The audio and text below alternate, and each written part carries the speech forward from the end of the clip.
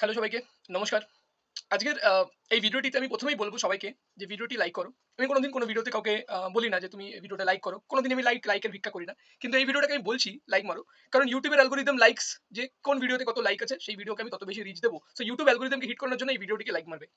এবং আরেকটা কারণ আমি এই ভিডিওটিকে লাইক মারতে বলছি বিকজ এই ভিডিওটির রিসার্চ করতে গিয়ে আমাকে অনেকটা বেশি খাটতে হয়েছে এবং আমার অ্যাসপিরেন্ট লাইফের WBCS অ্যাসপিরেন্ট লাইফের ৪ টে বছরের আমার পজিটিভস অ্যান্ড নেগেটিভস, আমার সাকসেস অ্যান্ড ফেলিয়ার, কোন জিনিসে আমি সাকসেস হয়েছি, কিভাবে সাকসেস হয়েছি, কোন জিনিসে ফেলিয়ার হয়েছি, সবকিছু কম্বিনেশন করে এই ভিডিওটি আজকে আমি বানাচ্ছি। এটা কিন্তু ৪ বছরের রিসার্চ ওয়ার্ক যেটা তুমি দেখতে পাবে এই ছোট্ট ভিডিওর মাধ্যমে।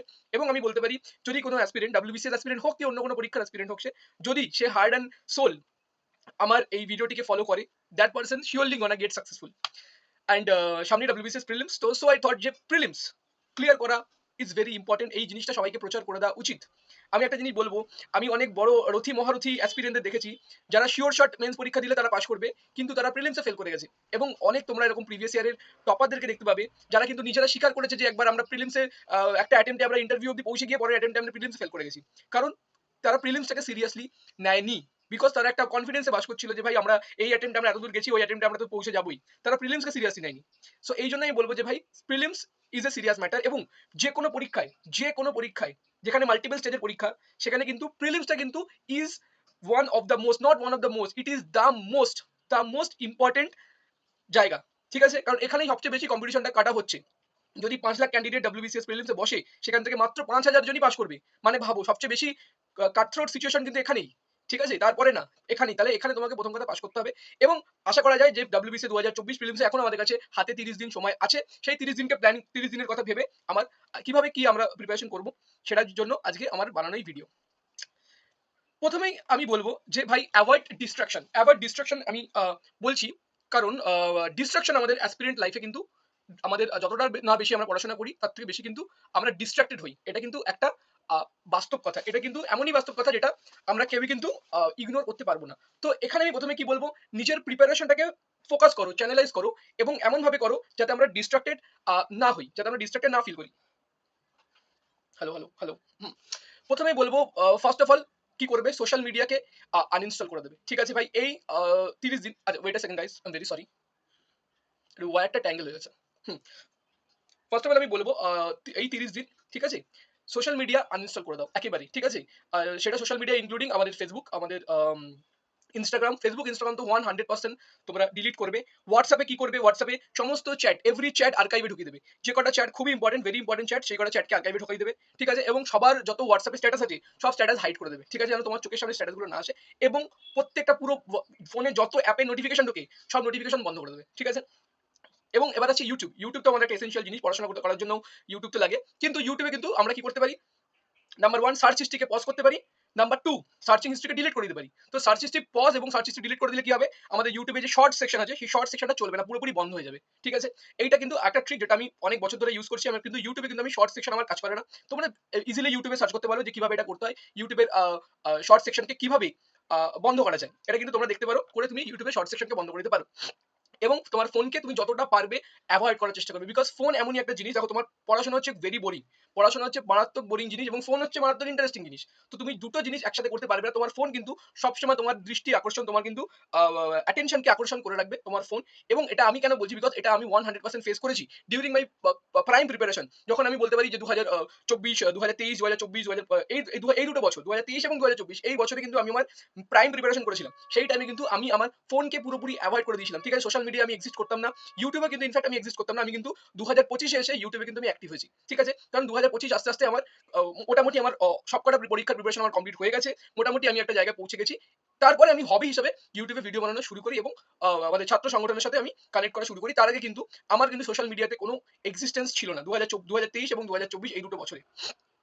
আচ্ছা, এইবার বলি আর কি করবে? প্রথম তো নিজের ফ্রেন্ড সার্কেলকে খুব ছোট করে দেবে। যারা মানে তুমি যেই লক্ষ্যে পৌঁছানোর চেষ্টা করছো, তোমার ফ্রেন্ড সার্কেলে শুধুমাত্র সেরকম ক্যান্ডিডেটই থাকা উচিত। মানে তুমি কি করবে? তুমি কানেক্ট করবে উইথ আদার গুড অ্যাসপিরেন্টস। তুমি তাদের সাথে পারলে একটা WhatsApp গ্রুপ বানাবে, পারলে তাদের সাথে দিনে ০.৫ ঘন্টা করে কথা বলবে। ঠিক আছে? প্রিপারেশন রিলেটেড কথা বলবে। একটা গ্রুপ বানিয়ে নিয়ে, WhatsApp গ্রুপ বানিয়ে নিয়ে বা একটা Google মিটিং এ এসে যে ভাই আজকে কি পড়লি? আজকে কি পড়া হলো? কি ইম্পোর্টেন্ট কি আসতে পারে? এই জিনিসটা বুঝতে পারছি না, কিভাবে কি করব?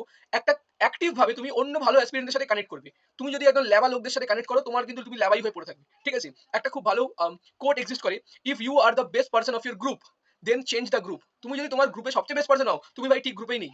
তো গ্রুপে তোমাকে একটা জিনিসের খেয়াল রাখতে হবে যে you need to connect with other people. আর আরো যারা ভালো আছে তাদের সাথে কথা বলো, তাদের সাথে কানেক্ট করো, তাদের সাথে থেকে পড়াশোনা এবং গঠনমূলক ডিসকাশন করো। এবার সেকেন্ডে আসছে ফিজিক্যাল ওয়ার্কআউট। এটা কিন্তু ভেরি ইম্পর্টেন্ট। দেখো এই আগামী 30 দিন, ঠিক আছে, একটা জিনিস ট্রাই করে দেখবে এবং 30 দিনের পর আমাকে নিশ্চয়ই কমেন্ট করে জানাবে যে কি আউটপুট হচ্ছে। ফিজিক্যাল ওয়ার্কআউট মানে কি? একটু এক্সারসাইজ, একটু মর্নিং ওয়াক, একটু জগিং, ঠিক আছে? বা ইউটিউবে দেখবে বিভিন্ন রকমের হোম ফিজিক্যাল ওয়ার্কআউট আছে। কেউ কেউ গান চালিয়ে জুম্বা নাচ করে, কেউ আবার নরমাল ওয়ার্কআউট করে, কেউ আবার ক্যালোরি একটু ফ্যাট বার্ন করে, কেউ হালকা জগিং এ যায়, কেউ মর্নিং ওয়াক বা ইভিনিং ওয়াক করে। দিস ইজ কিন্তু ভেরি ইম্পর্টেন্ট, ঠিক আছে? কারণ আমি বলবো একটা জিনিস বলবো, দেখো আমরা যখন ফিজিক্যাল ওয়ার্কআউট করি না, আমাদের বডি বিভিন্ন হরমোনসকে রিলিজ করে। ঠিক আছে? যেই সমস্ত হরমোনস গুলো কিন্তু ইনডাইরেক্টলি স্ট্রেসকে বাস্ট করে। তো স্ট্রেস বাস্ট করা এবং অ্যাটেনশনকে আবার ব্যাক করা, এই দুটো জিনিসের জন্য কিন্তু আমাদের প্রত্যেকটা দিন each and every day at least 15 থেকে 20 মিনিটস ফিজিক্যাল ওয়ার্কআউট করতে হবে। এবার যদি মর্নিং বা ইভিনিং ওয়াক হয়, সেটা কিন্তু 30 মিনিট বা 1 ঘন্টার হতে হবে মর্নিং বা ইভিনিং ওয়ার্ক। এটা করলে কিন্তু আমরা ফ্রেশ থাকবো এবং আমাদের বডির মধ্যে সেই সমস্ত হরমোনগুলো রিলিজ করবে যেটা আমাদের স্ট্রেসকে কম রাখতে সাহায্য করবে। এবং আমি একটা জিনিস বলবো, ফাইন্ড এ হবি। আমরা সবাই জানি হবি কি জিনিস। এবার তুমি যদি কাউকে জিজ্ঞেস করো ভাই কি হবিটা কি, বলবে ভাই আমার তো কোনো হবি নেই। কেউ বলবে আমি তো ভাই ফোন ঘাঁটি, কেউ বলবে আমি ঘুমোই, কেউ বলবে আমি টিভি দেখি। ঠিক আছে? এগুলো হবি না। হবি এমনই একটা জিনিস যেটা কোনো গঠনমূলক কাজ তুমি করছো, সেটাই হওয়া উচিত তোমার হবি। এবং আমি কেন বলছি ফাইন্ড এ হবি? কারণ তোমাকে ফোন থেকে বা কনটেন্ট থেকে, ডিজিটাল কনটেন্ট থেকে যেগুলো জেনারেলি ইন্টারেস্টিং হয়, তোমাকে কিন্তু সেখান থেকে সরে আসতে হবে এমন একটা হবির দিকে যেটি কিন্তু অতটা ইন্টারেস্টিং না। গেম খেলা বা ফেসবুক করা, এটা কিন্তু আমার হবি কোনোদিনই হতে পারে না। ওয়েব সিরিজ দেখা, মুভি দেখা, এটা কিন্তু আমাদের হবি কোনোদিনই হতে পারে না। ঠিক আছে? আমি হবি এমনই একটা জিনিস চুজ করব যেটায় আমার টাইমটা একটু পাস হবে, আমি একটু রিল্যাক্স হবো। ঠিক আছে? এবং সেই হবিটা এমন কিছু ইন্টারেস্টিং হবে না যাতে আমি সেই হবি থেকে পড়াশোনা ব্যাক করতে না পারি। আমার হবি হয়ে গেল ওয়েব সিরিজ দেখা। ওয়েব সিরিজে দেখছি ঘুম ধুমধাম মারপিট হচ্ছে, খুব ভালো, খুব হেভি ইন্টারেস্টিং জিনিস চলছে। আমার কিন্তু মাইন্ড চাইবে না সেই ওয়েব সিরিজটা বন্ধ করে পড়তে বসি আমি। ঠিক আছে? তো বুঝতে পারছো কোন জিনিসটাকে আমি হবি রাখবো না। ঠিক আছে? তুমি ওয়েব সিরিজ দেখতে পারো কিন্তু not more than 1 episode per day. ঠিক আছে? একটা করে তুমি দেখতে পারো। তোমার চলো ভাই সারাদিন পড়াশোনা করলে তো একটা এপিসোড দেখলে, চলো দিনে একটা করে এপিসোড দেখলে, এইভাবে তুমি ওয়েব সিরিজ দেখতে পারো। কিন্তু এমন না যে একটা ওয়েব সিরিজ আজকে বেরোলো, আজকের মধ্যে আমি সব শেষ করে ফেললাম। 10 টা এপিসোড আজকেই দেখে নিয়ে পুরো সারাদিন আর পড়াশোনা করলাম না। এরকম করলে কিন্তু একেবারেই চলবে না। ঠিক আছে? তো এই বলবো প্রোডাক্টিভ হবি তুমি খুঁজতে পারো। তুমি মোবাইলে চেস খেলতে পারো। ঠিক আছে? এটা একটা ভালো হবি। আরো ভালো হবি বলবো যেটা আমি ফলো করতাম, গার্ডেনিং। ছোটখাটো ছোট পটে আমি গাছ লাগাতাম। আমার টেবিলেও অনেকে হয়তো খেয়াল করেছে, আমার টেবিলেও অনেক গাছ আমার সাজানো থাকতো। এই মুহূর্তে নেই, এখন শীতকাল বলে সেই গাছগুলো বাইরে বেরিয়ে গেছে। ঠিক আছে? তো এইটা কিন্তু করতে পারো। নিজের টেবিলেও কিন্তু ছোট গাছ তুমি লাগাতে পারো, জল দিতে পারো। একটা জিনিস কিন্তু খুব পজিটিভ জিনিস দেখবে, একটা গাছটা আস্তে, আস্তে কি সুন্দর গ্রো করছে। তুমি যে গাছটাকে জল দিচ্ছ, নার্চার করছো, সেই গাছটা আস্তে, আস্তে ব্লুম করছে। এইটা কিন্তু তোমার মাইন্ডের উপরে একটা পজিটিভ ইমপ্যাক্ট ফেলে। এবং গ্রিন কালার, এই গ্রিন কালার কিন্তু যখনই তুমি সামনে দেখতে পাবে, যত বেশি দেখবে তোমার মাইন্ড কিন্তু তত বেশি ফ্রেশ অ্যান্ড অ্যাক্টিভ হবে। নেক্সট পোর্শনে আসা যাক, productivity and time management is a very important thing. ঠিক আছে? আমি পড়লাম 10 ঘন্টা, ঠিক আছে, কিন্তু দিনের শেষে ভাই আমার আউটপুট কিছুই হলো না। আমি আগের দিন যা জানতাম আমি আজকেও তাই জানি, বা কিছু আমি ভুলে গেছি উল্টে। ঠিক আছে? তো দিস ইজ কল্ড প্রোডাক্টিভিটি। আমি 10 ঘন্টা পড়লাম ডাজেন্ট ম্যাটার, কতটা আমি শিখলাম দ্যাট ইজ ইম্পর্টেন্ট। ঠিক আছে? তো তুমি কিন্তু যে 10 ঘন্টা 12 ঘন্টা 14 ঘন্টা পড়তে হবে এমন কোনো মানে নেই। ঠিক আছে? আমার ইউটিউবের যে লাইভ সেকশনে গিয়ে দেখতে পাবে, একটা টাইম আছে যে 2023-24 কথা বলছি, সেরকম টাইমে আমি দিনে 12 ঘন্টা অব্দিও পড়েছি। দ্যাট টু ইন লাইভে তুমি আমাকে দেখতে পাবে। লাইভ আমি 12 ঘন্টার প্রোডাক্টিভিটি আছি, আমার 12 ঘন্টা আমি প্রোডাক্টিভিটি কাটিয়েছি। 10 ঘন্টা 8 ঘন্টা এরকম everyday, each and every day আমি এরকম লেভেলের প্রোডাক্টিভিটি কাটাতাম। তার মানে এই না যে আমি একটানা পড়তাম, আমি মাঝখানে ব্রেক নিতাম, আমি জিমে যেতাম, ওয়ার্কআউট করতে, মাঝে মাঝে আমি জগিং করতে যেতাম, দৌড়াতে যেতাম, বিকজ আমি পুলিশের এক্সামও দিই। ঠিক আছে? তো ওভারঅল আমি 12 ঘন্টা প্রোডাক্টিভিটি রেখেছিলাম। ঠিক আছে? This is important. ঠিক আছে? কিন্তু এমন না যে তুমি 12 ঘন্টা প্রোডাক্টিভিটির নাম করে কিছুই করলে না, তুমি শুধু বই খুলে বসে থাকলে আর ফোন ঘাটলে। এটা কিন্তু প্রোডাক্টিভিটি না। তো আমাকে কি করতে হবে? প্রোডাক্টিভিটি অ্যান্ড টাইম ম্যানেজমেন্ট দুটোকে ইকুয়ালি আমাদেরকে মাথায় রাখতে হবে, যে প্রোডাক্টিভিটিও করবো এবং টাইম ম্যানেজমেন্টও করবো, এবং টাইম ম্যানেজমেন্ট যেন ফেলিয়ার না হয়। ঠিক আছে? Because discipline is the most important thing of an aspirant. If you are not discipline enough then you are not an aspirant. ঠিক আছে?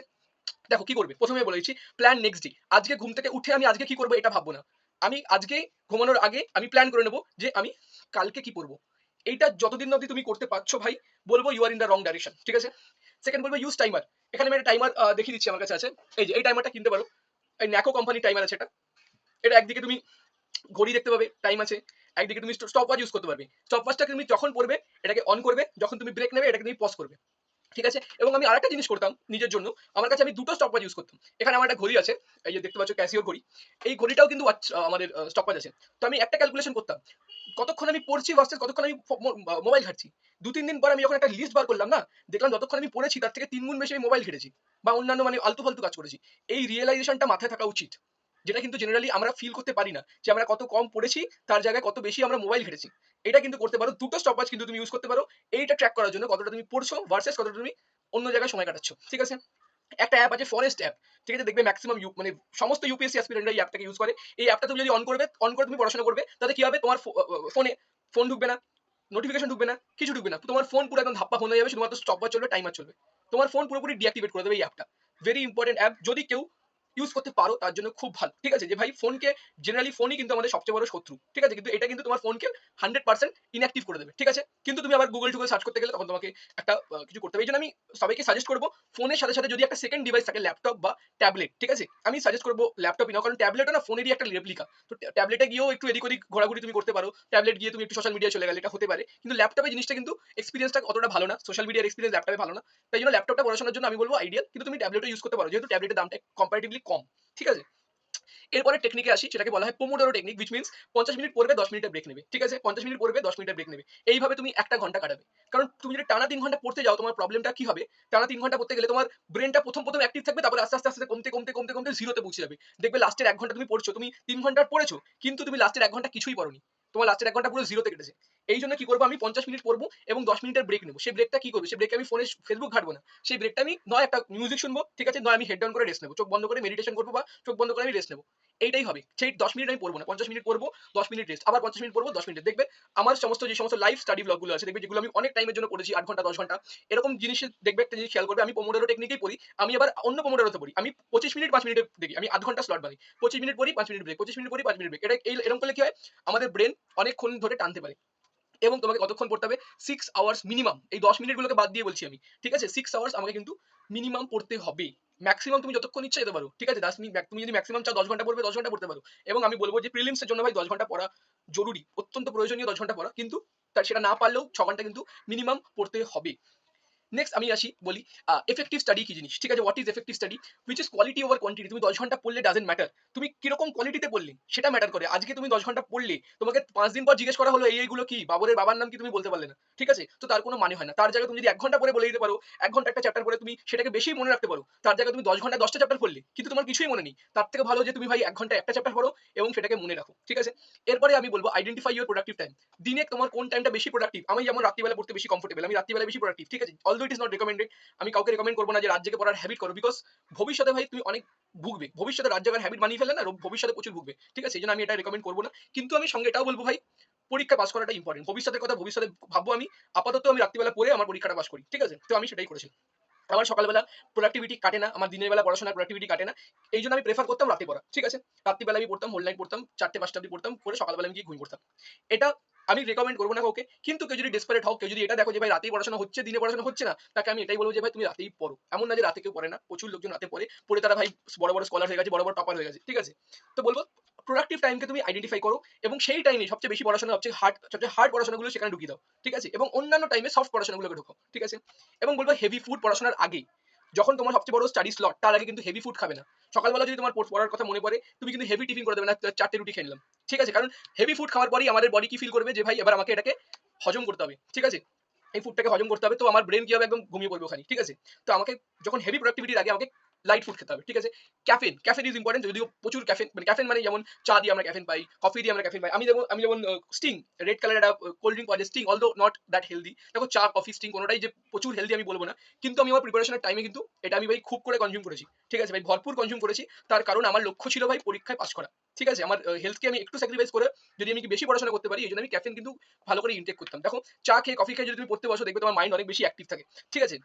তো ক্যাফেন আমি ইনটেক করতাম। কিন্তু এটাও বলবো যে ভাই প্রচুর ক্যাফেন ইনটেক করো না। যে দিনে 5 কাপ চা খেয়ে নিলাম, ওরকম করো না। ঠিক আছে? 2 কাপ 3 কাপ অবধি ঠিক আছে। ঠিক আছে? এবং বলবো মিক্সচার অফ ডিফারেন্ট সাবজেক্ট। আমি ভেবে নিলাম, অনেকে আমি এটা করে দেখেছি, খুব খারাপ করে। ৩ দিন আমি টানা হিস্ট্রি পড়বো। পরে আমি হিস্ট্রি শেষ করব। তারপরে আমি পলিটি পড়বো। ৩ দিন পরে, এটা কিন্তু খুব বাজে জিনিস। দিনের মধ্যে যদি 4টে স্লট বানাও, 4টে স্লটে ডিফারেন্ট সাবজেক্টকে তুমি রাখবে। একটা স্লটে হিস্ট্রি পড়বে, তো আরেকটা স্লটে পলিটি পড়বে, আরেকটা স্লটে অন্য সাবজেক্ট পড়বে, আরেকটা স্লটে অন্য সাবজেক্ট পড়বে। এইভাবে কিন্তু সাবজেক্টের মিক্সচার বানাবে। না হলে কিন্তু তুমি বোরডমে মারা যাবে। ঠিক আছে? এক সাবজেক্ট পড়তে তুমি প্রচন্ড বোর হয়ে যাবে। এবার বলবো যে ভাই স্লিপ, ঘুমানো। যে ভাই ঘুমানোর জন্য কোনো নিয়ম আছে? আমি বলব এক্সাক্টলি ঘুমানোর জন্য নিয়ম আছে, যেটা আমি কিন্তু ২ থেকে ৩ বছর ফলো করেছি। ঠিক আছে? দেখে নাও, 7 থেকে 8 hours of sleep is very important. ঠিক আছে? আমি আমার দিনকে এইভাবেই সাজাতাম। Uh 8 hours of sleep, 8 hours of study এবং 8 আওয়ার্স এক্সট্রা কারিকুলার। সেই এক্সট্রা কারিকুলারের মধ্যে কি পড়তো আমার? খাওয়া দাওয়া, স্নান করা, ঠিক আছে? কোনো ধরো entertainment purpose সেটা আমি এখানে ঢোকাতাম সেই 8 আওয়ারের মধ্যে। বা ধরো আমি দৌড়াতে গেলাম বা জগিং এ গেলাম বা জিমে গেলাম, ঠিক আছে? বললাম, আমি মেনশন করলাম আমি পুলিশের অ্যাসপিরেন্ট, তো আমাকে এসআই এর অ্যাসপিরেন্ট আমি। তো 800 মিটার 3 মিনিটে তোলা সেটা একটা খুবই ডিফিকাল্ট কাজ। সেটার জন্য আমাকে মাঠে গিয়ে খাটতে হতো, ঠিক আছে? তো আমাদের এখানে মাঠের বড়ই অভাব। তো আমাকে জিমে যেতে হতো ওয়ার্কআউট করার জন্য। তো ওই পুরোটা আমার 8 আওয়ারের মধ্যে 8 আওয়ার আমার এডুকেশনাল প্লাস আমার 8 আওয়ার হচ্ছে ফর স্লিপিং পারপোজ আমার 7 থেকে 8, ঠিক আছে? এবং স্লিপ ইন ফিক্সড টাইম। আমাদের দেখো স্লিপের জন্য আমাদের একটা বডি ক্লক থাকে। আমাদের বডি ক্লক কিন্তু আমাদেরকে অনেক কিছু কাজ করায় বা না করায়। তুমি যদি প্রত্যেকদিন একই টাইমে ঘুমো, তাহলে এটা তোমার আফটার 1 উইক বা আফটার 1 মান্থ এটা কিন্তু আমাদের হ্যাবিট হয়ে যাবে, ঠিক আছে? একটা রুল আছে 21 ডে রুল। আমাদের ব্রেনকে যদি আমরা 21 দিন পর একই কাজ করাই, তাহলে কিন্তু আমাদের ব্রেন কিন্তু সেই কাজটা করতে কমফোর্টেবল হয়ে যাবে, ঠিক আছে? তো 21 দিন আমাদেরকে পর একই টাইমে ঘুমোতে হবে। তাহলে কিন্তু আমাদের ব্রেন কি হবে? আমাদের ব্রেন অ্যাকাস্টমড হয়ে যাবে যে এটাই ঘুমানোর টাইম, ঠিক আছে? এবং ঘুমানোর আগে দেখতে পাচ্ছ আমি এখানে কি লিখেছি, no caffeine or heavy food or digital content. ঘুমানোর কিন্তু ২-৩ ঘন্টা আগে তুমি কি করবে? তোমাকে কিন্তু কোনো ক্যাফেইন ইনটেক করলে হবে না। চা, coffee, Sprite, cold drinks, Sting খেলে হবে না। কোনো হেভি ফুড খেলে হবে না যে তুমি ঘুমানোর আগে প্রচন্ড গান্ডে পিন্ডে গিলে তুমি ঘুমোতে গেলে। তাহলে কিন্তু তোমার ঘুম কিন্তু কি হবে? কিছুক্ষণ পর ভেঙে যাবে। তোমার ঘুমে কিন্তু প্রবলেম হবে। অর ডিজিটাল কনটেন্ট, ঠিক আছে? ফেসবুক ঘেঁটে নিয়ে ঘুমোতে গেলাম, দ্যাট ইজ নট রিকমেন্ডেড, ঠিক আছে? তুমি দেখবে অনেক সময় খেয়াল করবে অনেকক্ষণ ফোন ঘাটার পর তোমার ঘুম আসতে চায় না, ঠিক আছে? অনেকক্ষণ ফোন ঘাটার পর তুমি যদি ঘুমোতে যাও, তোমার ঘুম কিন্তু মাঝখানে ভেঙে যেতে পারে, ঠিক আছে? এইজন্য ঘুমানোর ১ ঘন্টা বা ২ ঘন্টা আগে অবধি তুমি কোনো ডিজিটাল কনটেন্ট তুমি কনজিউম করবে না, ঠিক আছে? এবং ডোন্ট বি লেট, ঠিক আছে? দেখো, পড়লে সারাদিন অনেক খাটাখাটনি করলে, করে এবার ঘুমোতে যাচ্ছ। তোমার মাইন্ড তোমার কাছে রিওয়ার্ড চাইবে। বলবে, "ভাই এত পড়াশোনা করলি, এত পড়াশোনা করা হলো। একটা তো আমাকে ওয়েব সিরিজের এপিসোড দেখিয়ে দে আমাকে। আর কি খুশির তো কিছু পাওয়া উচিত। এত পড়াশোনা করলাম সারাদিন ধরে। সেই খুশির জন্য কি করব? আমি একটা এপিসোড দেখে নেব।" এবার ওয়েব সিরিজের এপিসোডটা খুব ইন্টারেস্টিং চলছে। ঠিক আছে? একদম নায়ক নায়িকাকে বাঁচাতে চলেছে। জাস্ট ওরকম জায়গায় একটা এপিসোড শেষ হয়ে গেছে। এবার তোমার ইচ্ছা করবে কি? দেখার পরের এপিসোডে কি হলো? তো কি করব? আমি আবার একটা এপিসোড দেখে নেব। আর ১ টা ঘন্টা চলে গেল আমার। 1 আওয়ার গন। তো কিন্তু এই লুপে কিন্তু ফাঁসলে হবে না। Specially when you are an aspirant, তোমাকে কিন্তু এই লুপে ফেঁসে গেলে হবে না। ঠিক আছে? তোমাকে কিন্তু নিজের মাইন্ডকে ট্রেন করতে হবে যে ভাই এই ওয়েব সিরিজ দেখার থেকে বেশি জরুরি আমার প্রিলিমসে পাস করা। তো তখন ভাই কি করব আমি? তখন আমি ওয়েব সিরিজটাকে বাদ দিয়ে আমি ঘুমোতে চলে যাব। আর কি আছে? Organise study place. আচ্ছা, স্টাডি প্লেস। আমি যেমন আমার টেবিলে পড়ি। আমার একটা স্টাডি রুম আছে। সেখানে টেবিলে আমি পড়াশোনা করি। কেউ হয়তো বিছানায় পড়াশোনা করে। ঠিক আছে? কেউ হয়তো মেঝেতে পড়াশোনা করে। ঠিক আছে? মেক্সিমাম জনকে আমি রেকমেন্ড করব যে একটা স্টাডি টেবিল তো অ্যারেঞ্জ করে নাও ভাই। It's very important. বসে পড়া খুবই ইম্পোর্টেন্ট। শুয়ে পড়া, বিছানায় পড়া, এই সমস্ত ভাবে কিন্তু পড়াশোনা করা ইজ ভেরি ডিফিকাল্ট। আমি বলব না যে হয় না। কিন্তু আমি বলব এটা রেকমেন্ডেড। ঠিক আছে? অনেকে আমার মা বলে, আমার বাবা বলে, "মশারির ভেতর ঢুকে পড়াশোনা কর।" মশারির ভিতরে ঢুকে আমার ঘুম পায়। আমার পড়াশোনা করার তো কোনো ইচ্ছাই জাগে না। উল্টে আমার ঘুম পায় মশারির ভিতর ঢুকলে। ঠিক আছে? তো ভাই ভালো করে একদম আ একটা কমফোর্টেবল চেয়ার কিনে নাও, একটা ভালো টেবিলে বড় চেষ্টা করো টেবিলটা বড় টেবিল রাখার এবং সেখানে পড়ো এবং স্টাডি প্লেস তুমি অর্গানাইজ করবে আগের দিন রাত্রিবেলায়। মানে সকালবেলা যখন পরের দিন তুমি উঠে পড়তে বসবে, যেন তোমার পরিষ্কার টেবিলে তুমি পড়তে বসো। নাহলে কি বলবে, যখন তুমি ডার্টি আনঅর্গানাইজড নোংরা টেবিল দেখবে না, তোমার মানে মাইন্ডটাই এখন একটা লেথার্জি, একটা আরেকটু পিছিয়ে যাবে যে ভাই এখন আমাকে ১ম এ টেবিলটাকে গোছাতে হবে, তারপরে আমাকে পড়তে বসতে হবে। তার থেকে ভালো তুমি আগের দিন রাত্রিবেলায় টেবিলটাকে গুছিয়ে নাও। নিয়ে পরের দিন ফ্রেশ টেবিলে একদম উঠে পড়তে বসে যাও। এবং একটা হবির জন্য আমি বলছিলাম প্রোডাক্টিভ হবি কি? দেখতে পাচ্ছ ডায়েরি রাইটিং। দেখছো এটা করতে পারো। ডায়েরি রাইটিং করতে পারো।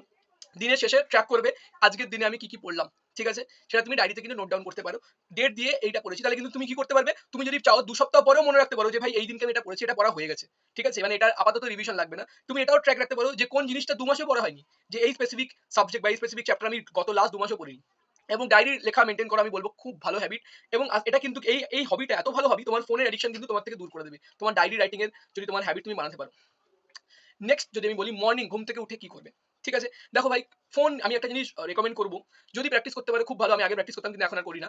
আ ফোন ফোন সামনে রেখে ঘুমোবে না। ঠিক আছে? ফোনটাকে চার্জে বসিয়ে অন্য কোথাও ফেলে দেবে। ওখানে তোমার ফোন থাকবে। ঠিক আছে? তাহলে তুমি কোন ঠিক টাইমে কিভাবে ঘুম থেকে উঠবে? Alarm clock. ঠিক আছে? এই যে এই ঘড়িটার মধ্যে অ্যালার্ম ক্লক আছে। অলদো অত ভালো অ্যালার্ম ক্লক না এটা। তুমি পয়সা দিয়ে একটা অ্যালার্ম ক্লক কিনতে পারো। বেশি দাম নেয় অ্যালার্ম ক্লকের, ৳২০০ র কাছাকাছি। ৳২০০ র মধ্যে অ্যালার্ম ক্লক পাওয়া যায়। ঘড়ি উইথ অ্যালার্ম ক্লক পাওয়া যায়। সেটা কিনে নিতে পারো। Very good. তোমাকে সেই অ্যালার্ম ক্লকের ভরসায় তুমি ঘুম থেকে উঠে পড়ে কি করলে? ১ম এই তোমাকে কি করতে হবে? একটা বড় গ্লাস অফ জল খেতে হবে। কারণ সারা রাত তুমি ঘুমাচ্ছ জল না খেয়ে। তোমার বডি কিন্তু মেক্সিমাম জলকে ইউজ করে নিয়েছে। ঠিক আছে? এবং মেক্সিমাম জল ইউজ করে গেছে এবং তোমার ইউরিন ব্লাডার ফুল হয়ে গেছে। তো তুমি কি করবে? ফার্স্ট এই ১ গ্লাস জল খাবে। ২ গ্লাসও খেতে পারো। ১ গ্লাস পুরো ঢকঢক করে জল খাবে। করে তুমি তোমার যত সময় মর্নিং এ তুমি ফ্রেশ হয়ে যাবে, ব্রাশ করবে, তোমার টয়লেট পটি যা করার কমপ্লিট করে নেবে। করে নিয়ে লাইট ফুড খাবে এবং ক্যাফেইন ইনটেক করবে। ঠিক আছে? চা খেলে বা কফি খেলে এবং সঙ্গে লাইট ফুড। ঠিক আছে? হেভি ফুড খাবে না। ঘুম থেকে উঠে প্রচুর খেয়ে নিলাম, বড়সড় টিফিন করে নিলাম, সেটা করবে না। I am talking about breakfast, not tiffin. Light ফুডের ব্রেকফাস্ট করবে। ঠিক আছে? এবং ঘুম থেকে ওঠার ১ ঘন্টার মধ্যেই উইদিন 1 আওয়ার তোমাকে কিন্তু পড়তে বসে যেতে হবে। সমস্ত কাজ কমপ্লিট করে লাইট ফুড খেয়ে, হেভি টিফিন করে না। লাইট ফুড খেয়ে তোমাকে কিন্তু ১ ঘন্টার মধ্যে পড়তে বসে যেতে হবে। নেক্সট কি করব? স্টাডি স্লট আমি কিভাবে ডিজাইন করব? দেখে নাও আমার স্টাডি স্লট আমি কিভাবে ডিজাইন করতাম তোমাকে আমি বলে দিচ্ছি সবাইকে। ১ম এ ঘুম থেকে উঠতাম ১ ঘন্টার মধ্যে পড়তে বসতাম আমি। ঠিক আছে? লাইট ফুড খেয়ে আমি ১ ঘন্টার মধ্যে পড়তে বসতাম। বসে আমি 1 ঘন্টা পড়তাম। This is my warm up study. ঠিক আছে?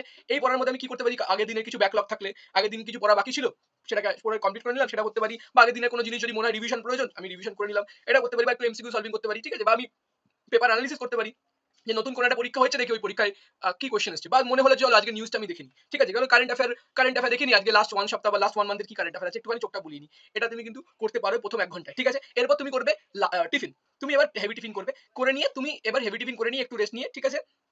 এরপরে তোমার হবে ৩ ঘন্টা স্টাডি সেশন।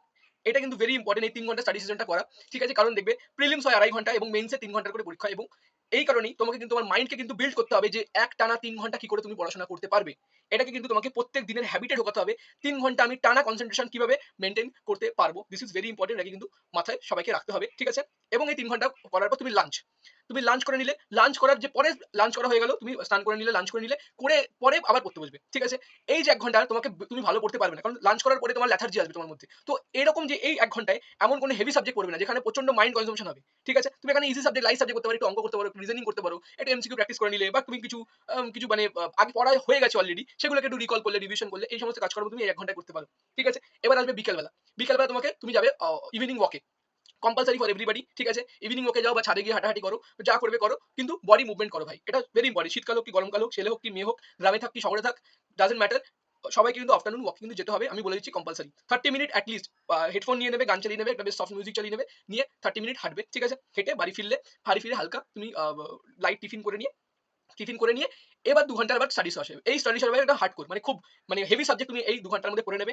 পড়ে নিয়ে তারপরে আবার তুমি ০.৫ ঘন্টার ব্রেক নেবে বা ১ ঘন্টার ব্রেক নিয়ে লাস্টে তুমি ১ ঘন্টার আবার একটা প্যাসিভ। ঠিক আছে? তাহলে দুটো আমার অ্যাক্টিভ স্টাডি সেশন হচ্ছে। ঠিক আছে? ৩ ঘন্টা স্টাডি সেশন, ২ ঘন্টা স্টাডি সেশন, ৫ ঘন্টা। এটা হয়ে গেল আমার অ্যাক্টিভ স্টাডি সেশন। তার জায়গায় ১ ঘন্টা, ১ ঘন্টা, ১ ঘন্টা দেখতে পাচ্ছ ৩ খানা প্যাসিভ স্টাডি সেশন। যেখানে তুমি কিন্তু অ্যাক্টিভ তোমার মাইন্ডকে ইউজ করছো না। তুমি কিন্তু প্যাসিভ ভাবে পড়াশোনা করছো। ধর তুমি কোনো লেকচার দেখতে পারো। দেখে তুমি নিজের প্যাসিভলি পড়তে পারো। তুমি অ্যাক্টিভলি কিছু করছো না। অ্যাক্টিভলি তোমার মাইন্ড ইউজ হচ্ছে না। তাহলে এইভাবেই তোমার কি হবে, ৫ ঘন্টা অ্যাক্টিভ স্টাডি সেশন এবং ৩ ঘন্টার প্যাসিভ স্টাডি সেশন তুমি এখানে করে নিলে, এবং তার মাঝখানে তুমি ব্রেক নেবে। এই পোমোডোরো টেকনিকে পড়বে 50 মিনিট, 10 মিনিট, 50 মিনিট, 10 মিনিট, এভাবে তুমি পড়বে। ঠিক আছে? যখন পড়বে সেই টাইমে অন্য কিছু করবে না। ফোন একদম এলিমিনেটেড। ফোন তোমার সামনে থাকবে না। তুমি ফোন ইউজ করবে না। ঠিক আছে? যখন পড়াশোনা করবে, শুধু পড়াশোনা করবে, অন্য কিছু করবে না। ঠিক আছে? মা ডাকলো, বাজারে গেলাম, এইসব জিনিস একদমই করবে না। চেষ্টা করবে টয়লেটও না যাওয়ার। টয়লেট যখন ব্রেক হবে তখনই টয়লেট যাবে। যখন পড়বে, পড়ার স্টেশনটাকে একদমই যেন কোনো রকম ভাবে ডিস্ট্রাকশন না হয়। ঠিক আছে? এবং সারাদিনে তোমাকে এট মিনিমাম ৩ লিটারের জল খেতে হবে। ঠিক আছে? ইটস রেকমেন্ডেড তুমি ৩ লিটারের বেশি খাও, কিন্তু মিনিমাম তোমাকে ৩ লিটার জল খেতে হবে। Because enough water is very much important for our brain. ঠিক আছে? এবং বলব দিনের বেলা কেউ ঘুমাবেন না। Do not sleep during day time. ঠিক আছে? Do not sleep during day time.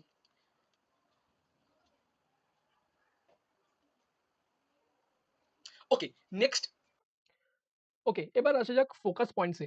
দেখো ফোকাস পয়েন্টস বলতে আমি কি বোঝাচ্ছি, যে কোন কোন পয়েন্টে সবচেয়ে বেশি ফোকাস আমাদেরকে করতে হবে প্রিলিমসের জন্য, also for mains equally important. দেখো প্রথমে ইম্পর্টেন্ট হচ্ছে পিওয়াইকিউ রিভিশন। প্রিলিমসের একদম আগে কিন্তু পিওয়াইকিউ একদম প্রিপারেশনের প্রথমেই তো প্রথমেই সবচেয়ে ইম্পর্টেন্ট জিনিস পিওয়াইকিউটাকে ঘেটে নেওয়া। পিওয়াইকিউ যখন ঘাটা হয়ে গেল, এরপরে কি ইম্পর্টেন্ট, মানে প্রিলিমসের আগেও পিওয়াইকিউটাকে একবার রিভিশন করে নাও, পুরো পিওয়াইকিউ একদম শর্ট অ্যামাউন্ট অফ টাইমে। এরপরে ইম্পর্টেন্ট হচ্ছে কি প্রায়োরিটি সাবজেক্টস।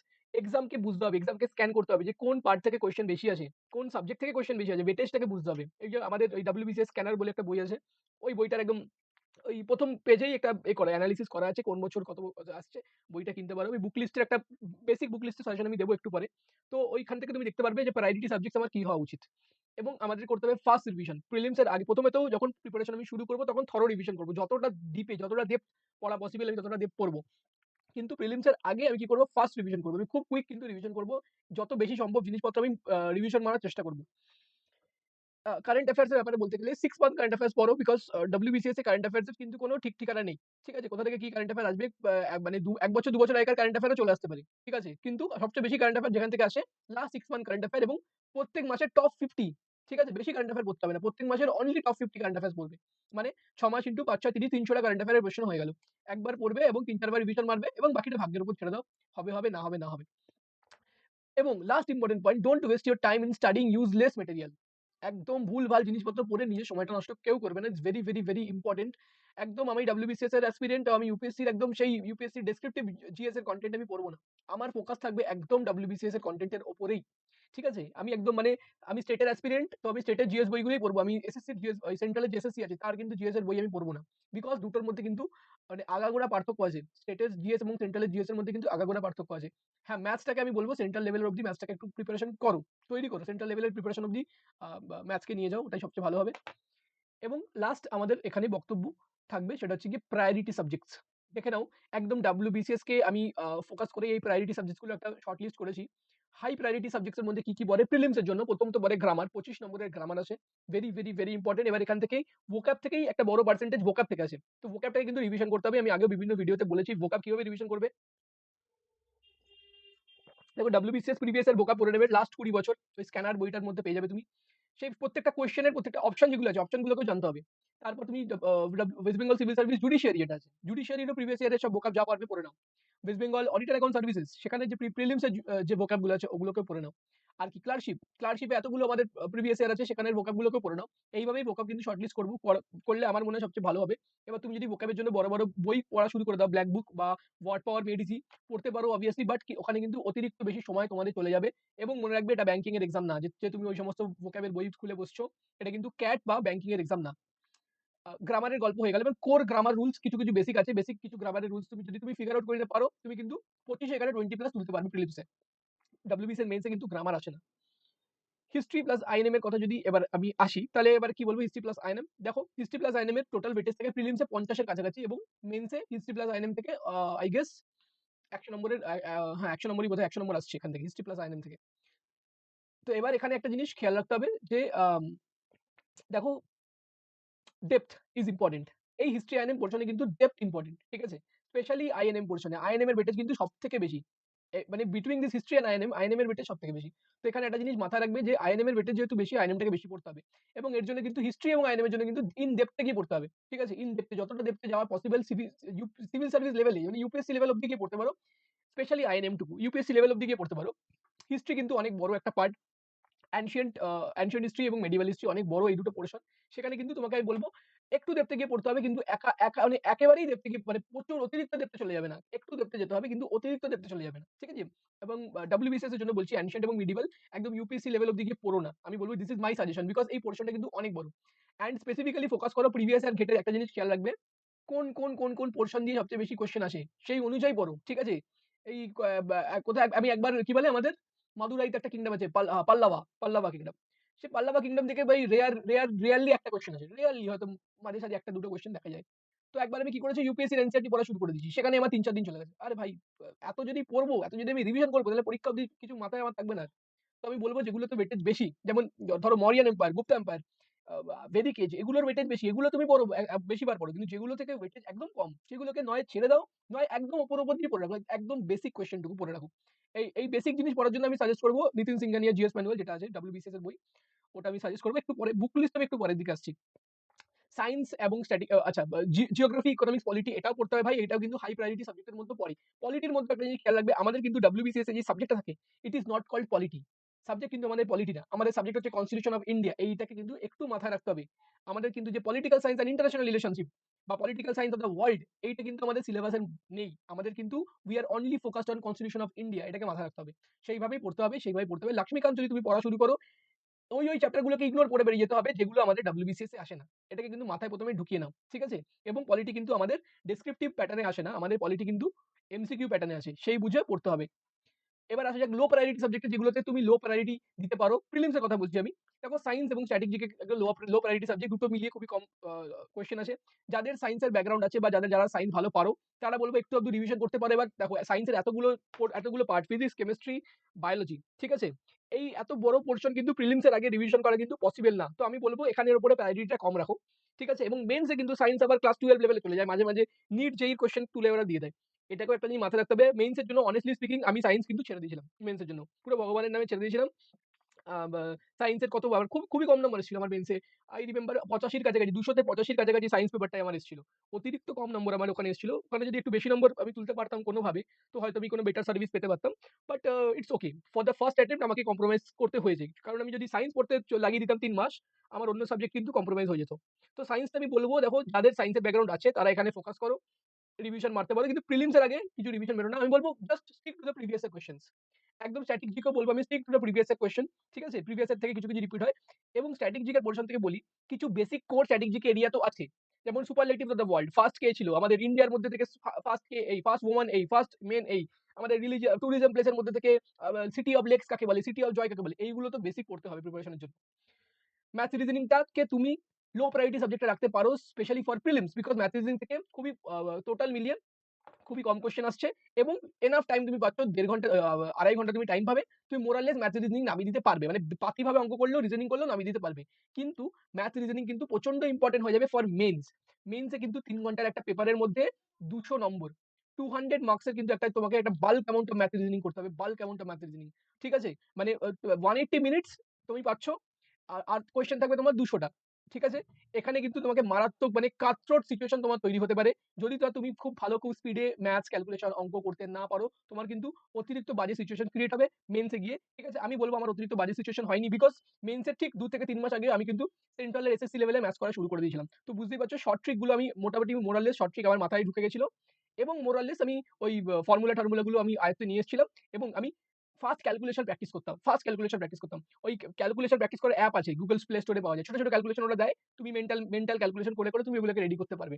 তো ম্যাথের গল্প আমি বুঝিয়ে দিলাম। ম্যাথটাকে কিন্তু খুব সিরিয়াসলি নিতে হবে, ম্যাথ রিজনিংকে, স্পেশালি ইন মেন্স। চলো ভাই এবার আমরা চলে আসি সোর্সেস দিক থেকে, the most awaited portion which is sources.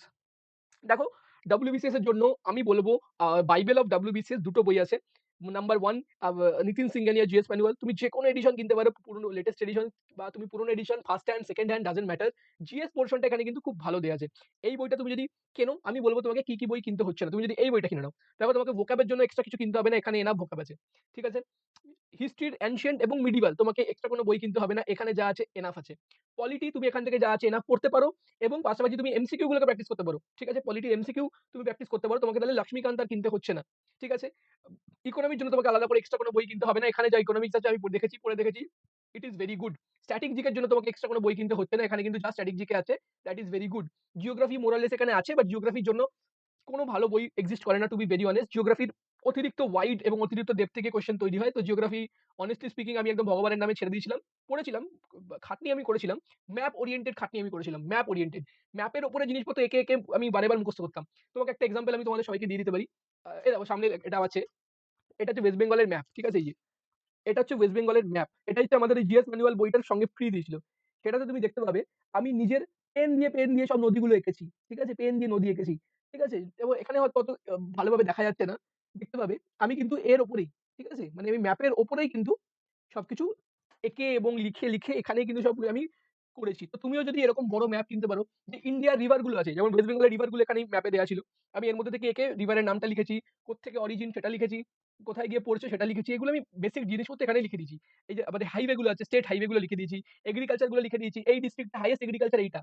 ঠিক আছে? পপুলেশন ডেনসিটির ব্যাপারে লিখে দিয়েছি, লিটারেসির ব্যাপারে এখানেই লিখে দিয়েছি ডিস্ট্রিক্টে। তো যখন আমি ম্যাপটা পড়ছি, আমি যখন ম্যাপ পড়তাম, আমি 2 ঘন্টা স্লট নিতাম শুধুমাত্র এই ওয়েস্ট বেঙ্গলের ম্যাপটাকে দেখার জন্য বসে।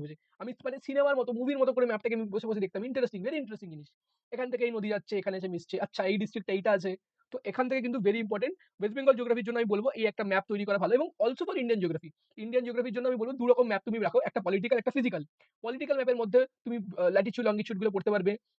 রিভার গুলোকে পলিটিক্যাল ম্যাপে তুমি মার্কিং করে নাও, তাহলে বুঝতে পারবে, ফাঁকা জায়গায় বুঝতে পারবে কোথা থেকে কোন নদীগুলো যাচ্ছে, কোথা থেকে কোন নদীর অরিজিন কি, এটা তুমি একটা জিনিস বুঝতে পারবে। তুমি ক্যাপিটাল গুলো লিখে নাও, প্রত্যেকটা স্টেটের কি কি ক্যাপিটাল আছে এগুলো লিখে নাও। তুমি পলিটিক্যাল ম্যাপের মধ্যে, যেহেতু পলিটিক্যাল ম্যাপটা বেশি ফাঁকা থাকবে, কোস্টাল প্লেন গুলোকে লিখে নাও, কোথায় কোন কোস্টাল প্লেন আছে, ব্যাস। আর ফিজিক্যাল ম্যাপে তুমি এগুলো মার্ক করো। ফিজিক্যাল ম্যাপের মধ্যে তুমি মার্ক করবে আমাদের পাহাড় পর্বত গুলো আছে, কোথায় কি আছে, হিমালয়, ওয়েস্টার্ন ঘাট, ইস্টার্ন ঘাট, মাঝখানে যে সেন্ট্রাল প্ল্যাটু আছে, ডেকান প্ল্যাটু, ছোটনাগপুর প্ল্যাটু, এইগুলো তুমি ফিজিক্যালে মার্ক করো। তারপরে আরেকটা এক্সট্রা ম্যাপ দেখো জঙ্গলের জন্য, কোথায় কোন জঙ্গল আছে। আরেকটা এক্সট্রা ম্যাপ আনো মিনারেলের জন্য, আয়রন ফায়রন কোথায় পাওয়া যাচ্ছে, আমাদের কোথায় পাওয়া যাচ্ছে। তো এরকম মাল্টিপল ছোট ম্যাপ তৈরি করো। আমার এই মুহূর্তে আমার কাছে নেই, থাকলে আমি দেখাতাম। আমার কিন্তু সিঙ্গুলার ম্যাপের একটা সেট আছে, মিনিমাম 30 টা ম্যাপের সেট আমার কাছে আছে। আমি কিন্তু শুধু এই ম্যাপগুলোকেই রিভিশন মারতাম। আমি কিন্তু খুব যে বেশি আমি বই পড়েছি, বই ঘেঁটেছি জিওগ্রাফির জন্য, এমন কিন্তু না। বাট আমার কিন্তু মেইনস এর কথা বলি, আমার কিন্তু জিওগ্রাফি যে পেপারটা আছে, জিওগ্রাফি পেপারে কিন্তু আমার ভালো স্কোর আছে। ঠিক আছে? মানে I have a very good score. মানে আমার অ্যাপ্রক্সিমেটলি 85% স্কোর আছে। যে জিওগ্রাফি লিঙ্কড যে পেপারটা আছে, এই পেপারটা 85% স্কোর আছে। এবং আমার ইকোনমিক্স এবং পলিটি দুটোই কিন্তু কনসেপ্ট বেসড। সেখানেও কিন্তু আমার অ্যাপ্রক্সিমেটলি 75 থেকে 80% স্কোর আছে আমার সেখানে। আমার কিন্তু এমসিকিউতে এই 4টে পোরশন কিন্তু অতিরিক্ত স্ট্রং ছিল। হিস্ট্রি, জিওগ্রাফি, ইকোনমিক্স, আমাদের পলিটি, এই 4 টে পোরশন কিন্তু আমার মানে মারাত্মক স্ট্রং ছিল। আমার কিছু উইক পোরশন যেগুলো হয়ে গেছিল, সায়েন্স পোরশনটা আমার একটু উইক হয়ে গেছিল। বিকজ আমার কাছে টাইম ছিল না। ম্যাথমেটিক্স পোরশনটাও একটু হলেও তো উইক হয়েছিল ভাই। ওখানেও আরো বেশি নম্বর তোলা যেত। আমার যেটা মনে হয়। এবং ল্যাঙ্গুয়েজ পেপারেও আমার একটু উইকনেস ছিল। এনিওয়েজ থ্যাঙ্কফুলি আই কোয়ালিফাইড, এটাই বড় ব্যাপার ভাই। দিনের শেষে কোয়ালিফাই করাটাই বড় ব্যাপার। অ্যান্ড থ্যাঙ্কফুলি কোয়ালিফাই করে গেছি। মেবি ভবিষ্যতে আরো কোনো অ্যাটেম্প্ট মারবো। সেখানে দেখা যাবে কি ইমপ্রুভমেন্ট করা যায়। আচ্ছা, নেক্সট নিতিন সিংহানিয়া জিএস ম্যানুয়ালের ব্যাপারে আমি অনেকটা বললাম। Very good book, very important book. আমার মনে হয় এটা ভেরি ইম্পোর্টেন্ট, সবার কেনা উচিত।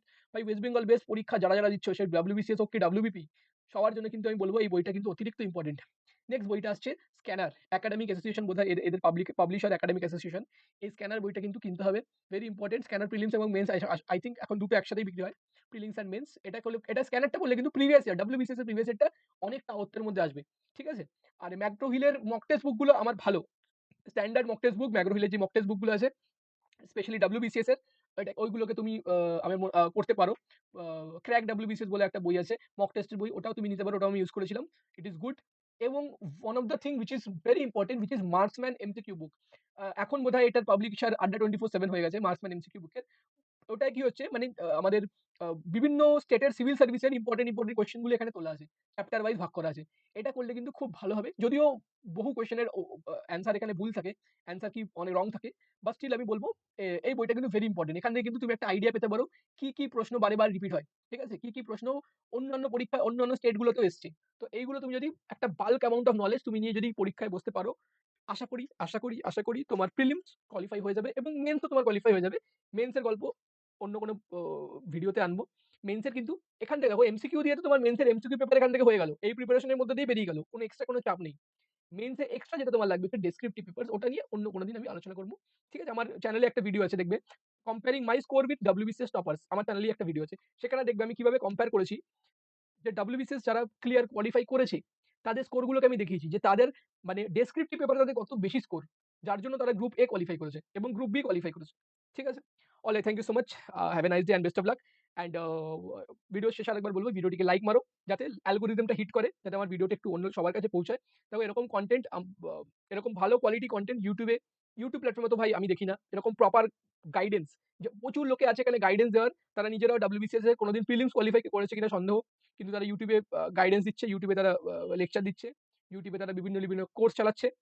ঠিক আছে? But I guess please support quality content. ভিডিওটিকে লাইক করো এবং অন্যান্য অ্যাসপিরেন্টদের সাথে ছড়িয়ে দাও। Thank you. Have a nice day. Best of lakh.